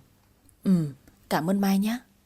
Ơn huệ gì chứ, chỉ cần thấy Nam vui vẻ hạnh phúc là được mà. Mai ghé sát vào môi của Nam, rồi từ từ hai người hôn nhau. Chỉ có mỗi lý do đó mà Nam lại ngã vào vòng tay của Mai ngay được. Mai không cần phải mất quá nhiều công sức cũng đã có được Nam. Điều đó càng chứng tỏ Nam là một người đàn ông không kiên định, không có lập trường vững chắc, mới có một chút sóng gió nhỏ. Vậy mà Nam đã sẵn sàng dựa vào người phụ nữ khác như vậy. Những ngày sau đó, tôi và Nam không nhắc tới khoản tiền đã mất. Tôi cố gắng vui vẻ trở lại, cứ coi như là của đi thay người vậy. Sau này hai vợ chồng tôi sẽ cẩn thận hơn và chúng tôi sẽ cố gắng để bù lại số tiền và vàng đã mất. 2 tháng sau khi ăn tiêu hết tiền và vàng của em trai và em dâu, hết tiền ăn, bạn không chứa, nên Trang mò về nhà. Vừa về tới nhà, bà Hồng đã lôi Trang ra chất vấn. Mày lấy tiền của vợ chồng thằng Nam có đúng không? Trang cãi ngay. Mẹ bị sao vậy hả? Con vừa về tới nhà, mẹ không hỏi thăm con được một câu, mẹ đã chất vấn con rồi. Vì ngoài mày ra, không có ai vào cái nhà này để lấy được tiền cả. Tiền đâu rồi? Mau trả vợ chồng nó đi. Mẹ điên à? Mẹ lúc nào cũng nghĩ con gái của mẹ lấy tiền của chúng nó là sao? Mẹ không thử nghĩ là do con dâu của mẹ mang về nhà mẹ đẻ cho bố mẹ nó rồi chứ. Mẹ tin tưởng con dâu của mẹ như thế sao? Mày im đi, con Bích nó không bao giờ như thế. Mẹ nói vậy thì con chịu rồi. Con chỉ muốn nói cho mẹ biết là con không biết gì về cái vụ mất tiền mất vàng của chúng nó. Con còn không biết mặt mũi số tiền đó như nào nữa. Mẹ đừng có mà đổ vạ cho con, không là nghiệp quật đấy. Cái con mất dạy này nữa, sao mày không ở trong Bình Dương luôn đi? Vác cái mặt về đây làm cái gì? Ở trong đó làm ăn khó khăn lắm. Con không có làm được thì con về. Con về mẹ cũng cấm con nữa sao? Tôi nấu cơm ở trong bếp mà nghe rõ tiếng mẹ chồng tôi và chị chồng tôi cãi nhau. Chị Trang đã về rồi. Từ bây giờ nhà chồng tôi lại bắt đầu ầm ĩ. Mỗi ngày sẽ là một cuộc chiến mới. Ngồi ăn cơm, chị Trang quay sang hỏi tôi. Mấy tháng rồi? Dạ gần 5 tháng. Trai gái? Dạ gái ạ. Con gái chắc là lại thảo mai giống mẹ nhỉ? Mẹ chồng tôi lừ mắt nhìn chị Trang. Cháu nó còn chưa ra đời, bác lại nói cháu như vậy sao? Không hiểu đầu óc của bác đang nghĩ cái gì đấy nhỉ? Con nói vậy thì làm sao chứ? Mẹ cứ bên con dâu chằm chạp thế sao? Tao nói đúng, chứ tao không bao giờ đổ sai cho ai. Già đầu rồi, sắp lên chức bác đến nơi rồi. Ăn nói cho nó cẩn thận vào, không người ta cười cho đấy. Chị Trang vùng vằng nói. Ăn bát cơm cũng không trôi nữa, chán thật sự rồi đấy. Chị Trang đi vào trong Bình Dương 2 tháng, ở nhà bình yên hẳn. Giờ chị về, mọi thứ lại bắt đầu xáo trộn. Cả ngày chị ăn với nằm ở nhà. Hoa quả sữa chua tôi mua ở trong tủ lạnh, chị cứ lấy ra ăn như là đồ của chị mua vậy. Cả dừa xiêm của tôi chị cũng uống nốt. Cứ một tí chị lại mở tủ lạnh ra xem có gì ăn không. Mà ăn xong thì vỏ hộp, rác chị cũng không dọn. Ăn xong chị vứt rác luôn tại ghế. Chị vừa nằm vừa xem tivi, còn tôi thì bụng bầu phải đi dọn dẹp nhà cửa, tức ngực ra. Quần áo chị tắm xong, chị để luôn ở trong nhà tắm. Có mỗi việc cầm quần áo thả vào trong máy giặt chị cũng không làm. Đã thấy sữa tắm, dầu gội hay sữa rửa mặt của tôi là chị xài như đồ của chị vậy. Tôi không thể hiểu nội chị ấy là người thế nào nữa. Sữa tắm hết, chị tắm xong chị ra bảo tôi. Sữa tắm hết rồi đấy. Chị chỉ nói có mỗi thế, rồi chị đi vào trong nhà nằm. Tôi vừa dọn dẹp nhà cửa, vừa cho gà cho lợn ăn, rồi nấu cơm, phơi quần áo. Việc nhà tôi làm hết rồi, thế mà có dọn cơm ra bàn ăn, chị Trang cũng không dọn hộ tôi. Tôi đang ngồi nhặt rau để nấu cơm canh thì chị Trang gọi. Bích ơi, Bích. Dạ. Trong tủ có quả gì ăn không? Còn xoài thái chị ạ. Mày gọt cho tao đĩa xoài đi. Tôi đang dở tay nên tôi bảo chị Trang. Chị gọt đi, em đang dở tay. Mày cứ để đó, gọt xoài cho tao ăn đi, rồi làm tiếp, tao còn bận xem phim. Tôi đang mệt trong người sẵn rồi nên tôi nói. Chị mang xoài lên đó, vừa xem vừa gọt đi, em đang dở tay mà. Thế là chị Trang lầu bầu chửi tôi. Mẹ cha nhà mày chứ, tao nhờ mày một tí thôi mà cũng không làm, cái loại lười như chó. Tôi bực mình quá với cãi lại. Em bận nấu cơm dọn dẹp nhà cửa, em làm bao nhiêu là việc đấy. Chị có làm đỡ em một việc gì không mà chị nói em thế? Tao cứ thích nói mày đấy. Cái nhà này sau này là của mày thì mày phải làm thôi, đừng có tị với tao. Nhà này của em thì không phải là nhà của chị à? Chị nói thế mà nghe được sao? Tao cứ thích nói như vậy đấy. Mày tính bật lại tao à? Coi chừng nhá, tao tát cho rụng răng đấy con chó. Chị nói ai là chó? Em cũng giống loài với chị đấy chị Trang à? Con chó, mày giỏi rồi, biết cãi lại tao rồi đấy. Tôi điên máu quá, tôi quát lại chị Trang. Vâng, em là chó đấy. Chị biết con chó nó bị dồn vào đường cùng nó sẽ thế nào không hả? Nó sẽ cắn lại chị đấy. Chị cứ quá đáng với em đi. Cẩn thận, em cắn cho đấy. Chị Trang cười mỉa mai tôi. Ôi, mày làm tao sợ quá đấy Bích à. Tao sợ mày quá cơ. Mày có giỏi thì mày cắn tao đi. Cắn đi này. Chị Trang vừa nói vừa tiến lại gần tôi thách thức. Con chó, mày cắn tao đi. Cắn đi, cắn đi. Đã thế, chị còn vừa nói vừa thách tôi. Chị vừa chìa tay ra trước mặt tôi nữa. Con chó, mày cắn đi. Tôi mới điên quá. Tôi túm lấy tay của chị Trang và cắn một phát vào ngón tay, khiến chị Trang nhảy ngược lên và kêu ầm ĩ. Con chó, mày dám cắn tao hả? chảy máu rồi đây này. Chính chị ép em cắn chị cơ mà. Chị kêu gào cái gì? Mày dám? Chị Trang giơ tay lên tính đánh tôi. Tôi túm lấy tay của chị và nói: Em nói rồi, chị đừng có động vào em, không là em cắn lại cho đấy. Chị vừa bị em cắn một phát mà chị chưa tỉnh ngộ ra sao? Mày cậy được bố mẹ bênh, mày lên nước với tao có đúng không? Em hỏi chị, em lên nước cái gì nào? Hai chị em ở nhà, em thì bầu 5 tháng, nhưng em quét nhà, lau nhà, đi chợ nấu cơm. Em cho gà ăn, cho lợn ăn. Em phơi quần áo, em rửa bát. Em làm hết việc như thế, chị không thấy ngại với em à? Chị có đỡ em được một việc gì không hả chị? Bây giờ em lại phải lo cả bữa ăn giấc ngủ của chị nữa sao? Chị 30 tuổi rồi, chứ đâu phải là một đứa trẻ 3 tuổi đâu. Đến bản thân của chị cũng không tự phục vụ được chị là sao? Thì ngày trước không có mày, cái nhà này vẫn yên ổn đó thôi. Từ khi mày về đây, mày nhiễu thế hả? Yên ổn thế nào vậy chị? Em thấy suốt ngày bố mẹ phàn nàn về chị đó thôi. Bố mẹ chưa đủ khổ, chưa đủ vất vả hay sao? Chị có để cho bố mẹ phải phiền lòng với chị thế hả chị Trang? Thấy tôi căng lên, chị Trang mới thôi không gân cổ lên nữa. Chị đi vào phòng và đóng cửa lại. Mẹ kiếp con chó, nó dám bật lại mình, lại còn cắn mình nữa chứ. Nhìn vết răng trên ngón tay của chị Trang, chị ta lại càng khó chịu hơn. Mình phải tống cổ nó ra ngoài mới được.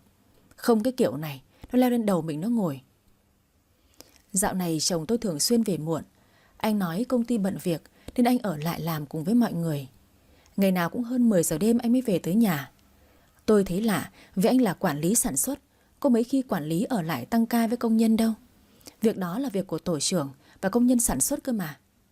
Tôi mới nhắn tin cho đứa bạn của tôi, nó làm cùng công ty với vợ chồng tôi. Lan à, dạo này công ty nhiều việc thế à? Ừ, nhiều việc lắm. Ngày nào tao cũng phải tăng ca đi này. Thế à, chồng tao ngày nào cũng tăng ca tới 10 giờ đêm mới về đấy. Tôi chỉ nói thế thôi, là sự thật đã dần dần hé lộ. Con Lan liền trả lời tôi ngay. Mày bảo lão Nam chồng mày tăng ca đến 10 giờ á? Tao đang ở công ty đây này, lão về từ 5 giờ rồi mà. Thế à? Tao thấy chồng tao ngày nào cũng về muộn mà. Chắc tại lão sang nhà con Mai đấy. Dạo này chồng mày với con Mai cứ dính chặt nhau ấy, nhìn ngứa cả mắt. Tôi đọc tin nhắn của con Lan mà tim tôi đập thình thịch. Cái gì thế này? Tôi phải đọc đi đọc lại tin nhắn của con Lan đến 6 lần. Sau đó tôi mới bình tĩnh trả lời tin của nó. Thế sao? Mày giữ chồng cẩn thận vào, không con Mai nó cướp mất chồng mày đấy. Chả biết có gì với nhau không, nhưng tao nghe chúng nó đồn là thấy chồng của mày với con Mai hôn nhau trong nhà vệ sinh nam đấy. Tao nghe đồn thôi, chứ tao không nhìn thấy tận mắt. Nên mày phải bình tĩnh, tỉnh táo mà giữ chồng nhá. Những lời cảnh cáo của Lan khiến tôi gục ngã. Tôi đang mang thai nên rất nhạy cảm. Chỉ mới nghe con Lan nói như vậy, tôi đã cảm thấy vô cùng khó chịu và không biết phải làm sao. Tối hôm đó 11 giờ đêm chồng tôi mới về. Tôi ngồi đợi anh ở cửa. Về tới sân nhìn thấy tôi, Nam cau mày lại. Xem không ngủ đi, đợi anh làm cái gì? Em không buồn ngủ nên em ra đây ngồi hóng gió chờ anh về mà. Lần sau không phải chờ anh đi làm, biết giờ nào về mà chờ với đợi. Công ty nhiều việc thế sao anh? Ngày nào cũng tăng ca, mệt hết cả người đây này. Thế anh đói không? Em dọn cơm cho anh ăn nhé. Không, anh không đói. Thế em lấy quần áo cho anh đi tắm nhé. Anh tắm rồi. Cái gì cơ? Anh tắm rồi á? Anh tắm ở đâu? Nam thấy mình lỡ lời nên anh vội nói. À, anh nói nhầm. Em lấy cho anh cái khăn đi để anh đi tắm. Vâng. Tôi quay mặt đi mà buồn muốn khóc. Chồng tôi đang qua lại với người phụ nữ khác. Anh ấy không hề tăng ca, nhưng anh ấy lại nói rằng anh ấy tăng ca ở công ty. Anh ấy nghĩ anh ấy lừa được tôi, nhưng anh ấy đâu biết rằng tôi còn có một người bạn làm ở công ty nữa mà. Chồng tôi cầm khăn vào nhà tắm một lúc. Anh đi ra leo lên giường và nhanh chóng chìm vào giấc ngủ. Tiếng ngáy quen thuộc bắt đầu vang lên. Anh ấy không hề biết tôi đang quay mặt vào tường và lặng lẽ khóc. Ngày hôm sau tôi mệt nên vẫn nằm trong phòng chưa dậy thì tiếng chị Trang gọi tôi ngoài cửa. Bích ơi, Bích, mấy giờ rồi mà còn ngủ trương xác lên thế? Tôi quay mặt vào tường và nói. Nay em mệt, chị nấu cơm dọn dẹp giúp em nhé. Mày đừng có mà giả vờ, dậy nấu cơm đi, tao đói rồi. Em bảo là em mệt mà, chỉ nấu một hôm thôi không được sao? Tao không nấu, mày dậy ngay đi. Không nấu thì thôi, để lát mẹ đi làm về mẹ nấu. Ôi cái con điên này nữa, mày học ở đâu cái thói đấy đấy? Em học từ chị đấy. Chị Trang tức quá đập cửa ầm ầm, nhưng tôi kệ không dậy. Tôi chốt cửa ở trong rồi chị Trang muốn đập phá hay làm gì tầm này, tôi cũng mặc kệ hết. Chị Trang ở ngoài chửi một thôi một hồi. Chị chửi mỏi mồm quá nên không chửi nữa. Một lúc sau chị Trang lại gọi cửa và nói giọng rất nhẹ nhàng: Bích ơi, dậy đi em. Tôi nghe mà giật cả mình. Chị Trang ơi, chị hiện nguyên hình đi chị. Chị nói nhẹ nhàng như thế em nghe không có quen. Em dậy đi, bố mẹ sang chơi kìa. Hóa ra là bố tôi sang chơi nên chị ấy mới đổi giọng như thế. Tôi vội dậy và đi ra ngoài. Bố ơi. Bố tôi tươi cười nói: Con đang làm gì thế con? Dạ con mệt nên con nằm nghỉ thôi ạ. Con mệt hả con? Nào ra đây, bố hầm gà ác cho con đấy. Con ăn đi cho nóng. Dạ con cảm ơn bố.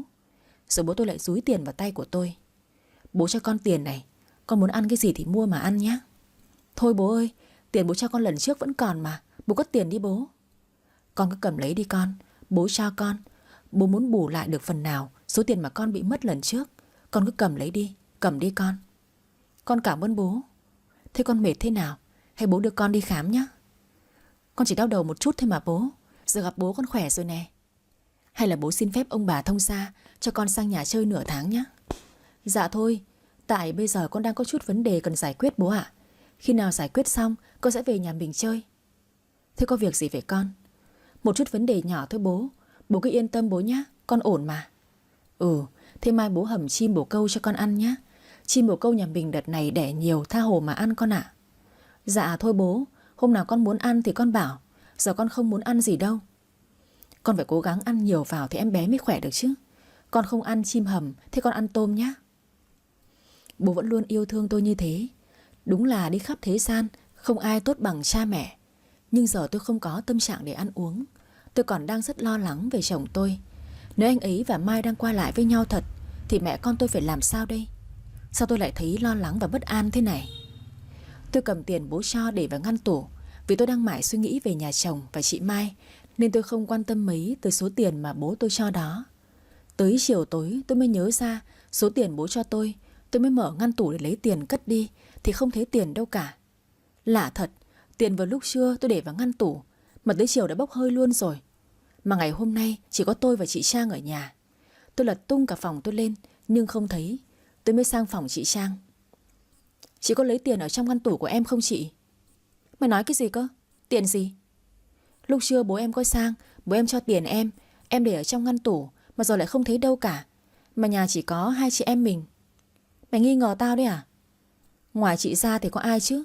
Không lẽ em tự lấy trộm tiền của mình sao? Tao không biết. Mày để ở đâu xong rồi lại hỏi tao như thế?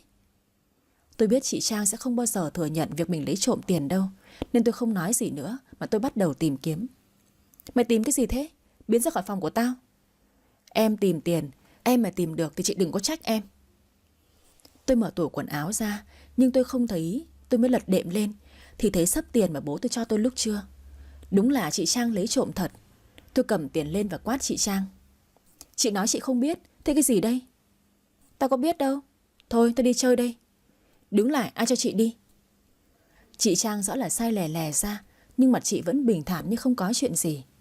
Tôi chợt nhớ tới vụ tôi mất tiền và vàng lần trước. Tôi mới nói. Chị nói đi, có phải chính chị là người lấy tiền và vàng cưới của em không?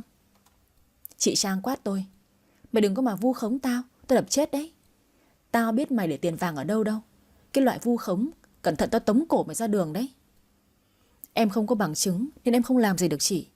Nhưng mà ông trời có mắt đấy chị ạ. Ăn không tiền của người khác, chị nuốt không có trôi đâu. Chị Trang bật cười nhìn tôi. Mày biết là tao nuốt không trôi ư? Nếu mà tao nuốt trôi thì sao? Tôi cố tình nói thế để xem phản ứng của chị Trang thế nào. Và chị ấy đã sập bẫy ngay. Như vậy, những suy đoán của tôi trước đó là đúng rồi. Chị Trang chính là người lấy trộm tiền và vàng của tôi.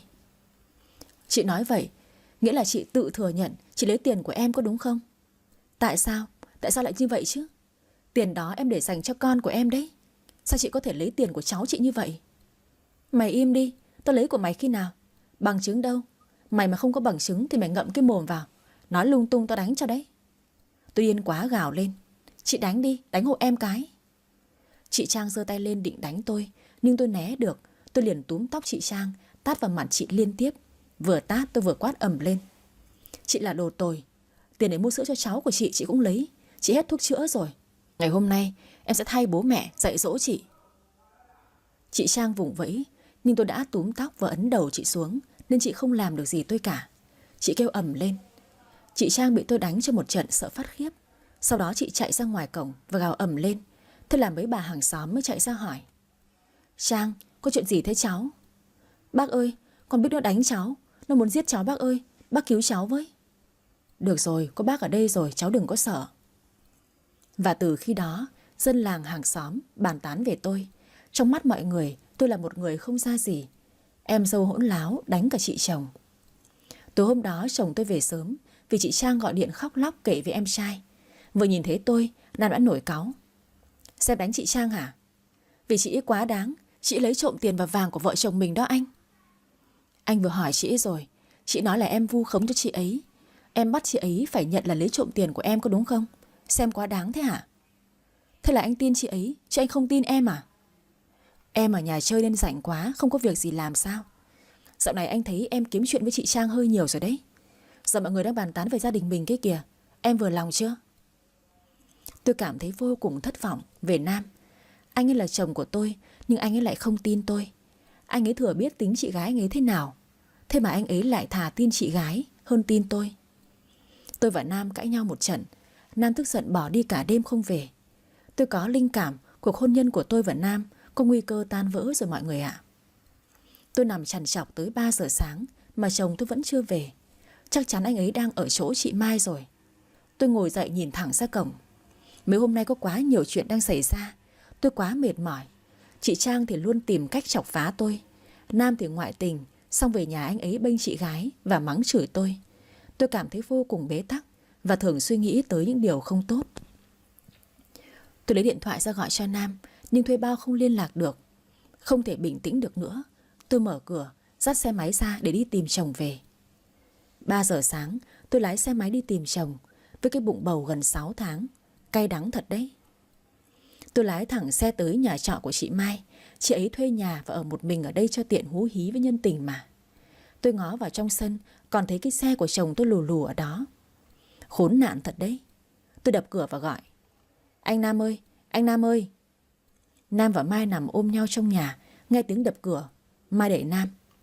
Anh xem Mai gọi kìa. Nam đang ngái ngủ, anh nhăn nhó. Nửa đêm anh còn tới tìm em thế? Em nghĩ là vợ anh đấy. Nam ngồi dậy thở dài nói.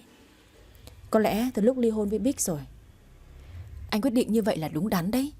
Bỏ nó đi, rồi chúng ta sẽ tự do ở bên nhau mà không phải giấu giếm ai nữa. Anh biết rồi. Nam với Mai bình thản ra mở cửa như không có chuyện gì vậy. Nhìn thấy chồng mình đang ở bên người phụ nữ khác, tôi như phát điên lên. Sao hai người đối xử với tôi như vậy hả? Hai người khốn nạn quá rồi.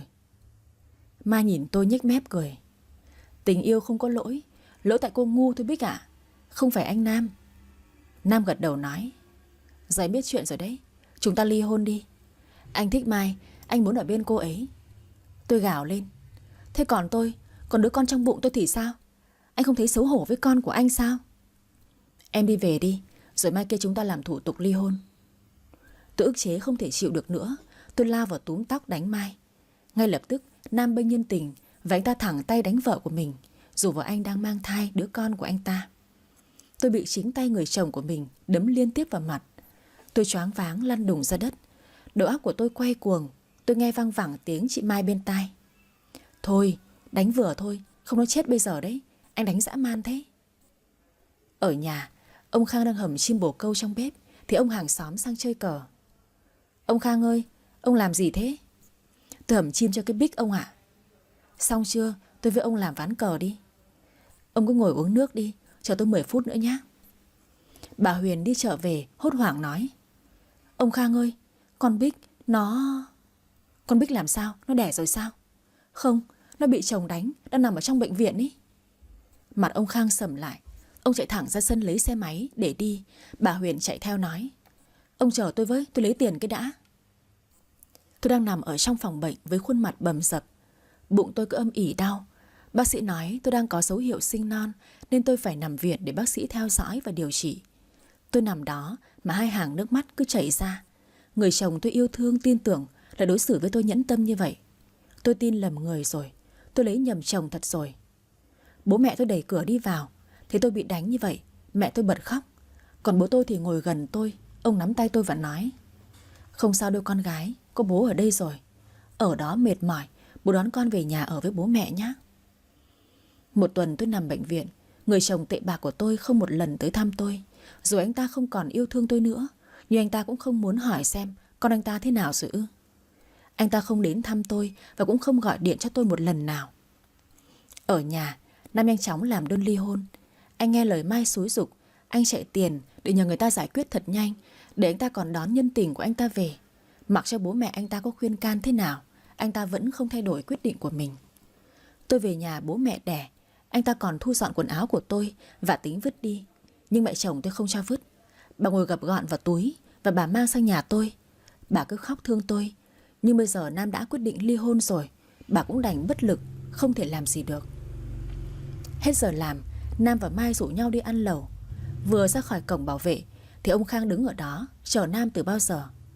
Nhìn thấy bố vợ, Nam ngập ngừng nói: Bố tới tìm con à? Mai khẽ nói: Chắc là ông ấy muốn anh suy nghĩ lại đấy. Ông ấy sợ anh bỏ rơi con gái của ông ấy thì phải. Nam vênh mặt lên nói: Anh đã quyết rồi, không ai có thể ngăn cản anh ly hôn được đâu. Anh giỏi lắm, yêu anh. Ông Khang lấy cái côn ở trong áo ra và nói: Cậu nhầm rồi. Tôi tới tìm cậu để đòi lại công bằng cho con gái của tôi thôi. Chứ một thằng con rể tồi như cậu, tôi và con gái của tôi không bao giờ cần. Nam nhìn thấy tay của ông Khang đang cầm côn. Anh ta hoảng hốt: Bố làm gì ạ? Đập vỡ mặt của cậu chứ làm gì. Nói dứt lời, ông Khang lao vào vụt Nam tới tấp. Ông biết võ nên Nam bị ông đập cho không trượt một phát nào. Mai đứng ngoài, nhưng cô ta không có cách nào để cứu Nam. Sợ bị liên lụy, Mai vội chuồn luôn, để Nam một mình chịu trận mưa đòn của ông Khang. Vừa đập con rể, ông Khang vừa nói: Tôi nuôi con gái của tôi hơn 20 năm trời, chưa bao giờ tôi mắng chửi nó một câu nào cả. Thế mà cậu dám đánh con gái tôi như vậy. Cậu hết thương nó rồi thì cậu bảo với nó để tôi đón nó về. Sao cậu lại nhẫn tâm đánh nó khi nó đang bụng mang dạ chửa như thế? Nam cuống cuồng lên giải thích và xin lỗi ông Khang, nhưng đã quá muộn rồi. Ông Khang đập cho Nam một trận tơi tả. Mồm Nam bị đập sưng vèo lên và bị gãy cái răng cửa, chảy rất nhiều máu. Đánh Nam một trận xong, ông Khang còn cảnh cáo Nam: Từ nay về sau, cậu mà còn bắt nạt con gái tôi một lần nào nữa, tôi giết cậu, cậu nhớ rõ lấy. Đánh Nam xong, ông Khang lái xe về. Đi đường ông dừng lại mua hoa quả mang về cho con gái. Ông tự hứa với bản thân của mình sau này phải yêu thương con gái nhiều hơn nữa. Ông sẽ là chỗ dựa vững chắc cho con gái và cháu ngoại của mình. Ông tự hứa với bản thân mình như thế. 1 tháng sau, tôi và Nam giải quyết xong thủ tục ly hôn. Chúng tôi đường ai nấy đi từ đó. Tôi trở về với vòng tay yêu thương của bố mẹ. Cuộc hôn nhân đó lấy đi của tôi quá nhiều thứ, như niềm tin, tiền bạc và cả tuổi thanh xuân nữa. Đổi lại, tôi sắp đón con gái chào đời. Đấy, lấy chồng xong, tôi lãi mỗi đứa con trong bụng thôi mọi người ạ. Ly hôn xong, Nam đón Mai về nhà ở. Mặc cho mẹ anh phản đối, nhưng Nam vẫn đón Mai về, và anh dự định sẽ cưới Mai vào cuối năm nay. Bố mẹ Nam đi làm đồng về, thấy Trang nằm chơi game ở ghế. Cơm nước chưa thổi, nhà cửa chưa quét dọn. Bà Hồng mới quát Trang: Trang, mấy giờ rồi mà mày chưa nấu cơm? Trang vừa chơi game vừa nói: Con tưởng Mai nấu rồi chứ. Nó chưa nấu đâu, mày dậy nấu cơm đi ngay đi, tao còn dọn chuồng lợn. Mẹ bảo con Mai đi, nó làm dần đi cho quen chứ. Bà Hồng điên quá, nói Trang không nghe. Bà giật cái điện thoại của Trang, bà thả luôn vào trong chậu nước. Trang tiếc cái điện thoại gào ầm lên. Mai ở trong phòng ngủ đi ra nhăn nhó: Sao chị kêu ầm lên thế? Không để cho người khác ngủ hả? Ý thức kém vậy. Cái gì? Mày nói ai cơ? Vì mày không nấu cơm nên mẹ mới thả cái điện thoại của tao vào chậu nước đấy. Tất cả là tại mày đấy Mai à? Như vậy cũng tốt mà, cho chị bớt chơi game đi. Còn nữa, việc nấu cơm, rửa bát, quét dọn là việc của chị và mẹ. Chị đừng có mà bắt em phải làm thế này thế nọ nhá. Em không có làm đâu. Mày là vợ của thằng Nam thì mày phải làm. Không lẽ mày không muốn ăn cơm à? Hay là mày nhịn? Em nói rồi em không nấu đâu. Nếu cần thiết em đi ăn quán. Chị nghĩ ăn cơm nhà chị ngon lắm mà. Đồ ăn nấu khác gì nấu cho chó đâu. Chị nghĩ là em muốn ăn lắm đấy. Mai vừa nói, cô ta vừa bĩu dài cái môi ra. Trang tức lắm nhưng không làm gì được. Ngày trước Trang quen có biết nấu cơm, dọn dẹp rồi. Trang rảnh thân quen rồi, giờ gặp phải một đứa lười thối xác như Mai thì ngược lại. Mai lười còn bẩn thỉu hơn cả Trang, nên hai người tị nhau và không ai chịu làm gì cả. Ngày nào Trang và Mai cũng cãi nhau, chửi nhau không có một ngày nào yên ổn. Bà Hồng chán quá, đuổi Nam và Mai ra ngoài ở trọ, bà không cho ở nhà nữa. Còn Trang, bà bắt phải đi làm việc nhà, nếu không làm, bà sẽ tống cổ đi nốt. Nửa năm sau, khi tôi và con gái đang sống vui vẻ, thoải mái bên ông bà ngoại, thì Nam tới. Từ khi tôi sinh con gái, đây là lần đầu tiên anh ta tới thăm tôi và con gái của anh ta. Anh có việc gì vậy? Nam ngập ngừng, để túi đồ lên bàn và nói: Anh tới thăm con, anh mua cho con mấy bộ quần áo. Tôi không cần đâu, không có anh, cuộc sống của mẹ con tôi thoải mái lắm.